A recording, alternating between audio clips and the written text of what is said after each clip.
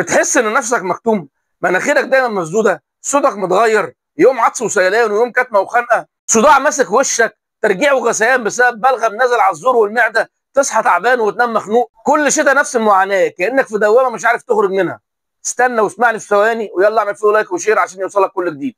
في الحقيقه اللي عندك ده مش دور برد عادي، دي حاله متداخله بين حساسيه الانف والتهاب الجيوب الانفيه. الاثنين بيوصلوا لبعض، ده اللي بيخلي التعب يرجع لك كل شتاء، تلاقي نفسك داخل في دايره تعب بين التنفس والهضم. اعراض كتيره واسباب اخطر لو ما اخدتش بالك منها هتوصلك لمضاعفات خطيره على العين والمخ. ويلا بقى ركزي في الفيديو عشان تحمي نفسك وتطمن على اللي حواليك. الهواء البارد اول ما يدخل بيهيج بطانه الانف فتلتهب وتتورم، فالممرات اللي بتصرف المخاط تتقفل، فيتجمع في الجيوب الانفيه، يبقى بيئه خصبه للبكتيريا عشان تزود الالتهاب، يعمل صداع فوق العين وتحت العين وعلى جنبي الانف والخدين اماكن وجود الجيوب الانفيه. صداع مميز جدا لحاله الجيوب الانفيه عن اي صداع تاني. يزيد الالتهاب وساعتها المخاط يرجع من الانف على الحلق، يعمل التهاب في الزور، والمخاط من الزور للمعده يهيج المعده ويزود ارتجاع المريء. وتلاقي الحاله بتسوء اكتر لو عندك حساسيه من العطور، الروائح النفاذه، التدخين، الغبار، الاتربه، النوم بعد الاكل مباشره، والتدخين والقهوه وقله شرب الميه. وبتيجي حالات كتيره في الصيدليه ما بتبقاش عارفه ده ايه وبتبتدي منين العلاج. لو انت واحد منهم اكتب لي في الكومنتات جيوب انفيه. واحد جاي لي ماسك وشه وبيقول مش قادر اتنفس وصداع هيموتني، كل ما اسجد كان وشي يقع من مكانه. ست بتقول كل مره عطس، الجو يبرد، البلغم ينزل على زوري منه لمعدته، دكتور قال لي ارتجاع ودكتور تاني قال جيوب انفيه، مش عارف ابدا منين. شاب بيقول كل ما اخرج الصبح الهواء بارد، راسي بتتقل ودوخه وودني بتزن، بالليل كحه تصحيني، البلغم ماسك في زوري، ماشي باستحلاب دايما عشان ما ارجعش. في ناس كتيره فاكره ان دور برد ما بيخلصش، بس ما فيش دور برد بيقعد بالاسابيع.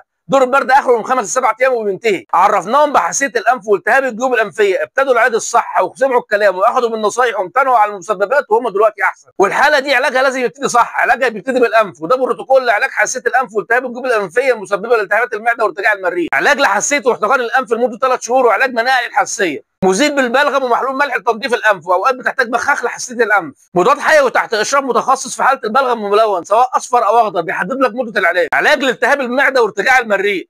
لو عايز تعرف الادويه اللي بتساعد في علاج حاله حساسيه والتهاب الجيوب الانفيه اكتب لي في الكومنتات علاج انف. والعلاج مش كله دواء، في حاجات بسيطه لو عملتها تفرق معاك جدا، وده فعلا اللي بيخلي المريض يحس ان الحاله بدات تتحسن لو سمع الكلام وبطل استهتار واهمال. مشروبات ميه دافيه بالعسل والليمون يوميه، ومشروبات اعشاب دافيه زي اليانسون والنعناع والتليو والبابونج والشمر. بخار ماء مغلي مع فابوزول استنشاق لتنظيف مخارج الهواء. اشرب ميه كتير طول اليوم لتسهيل المخاط، وبلاش ميه ساقعه. ابعد عن الروائح والعطور النفاذه والتدخين والبخور، وما تخرجش من البيت لو الهواء فيه تراب. بلاش اكل قبل النوم، اقل حاجه ساعتين، وبلاش مقليات وحوادق. بلاش مشروبات غازيه وقهوه زياده بتزود البلغم. نام على مخده عاليه عشان البلغم ما ينزلش في الحلق.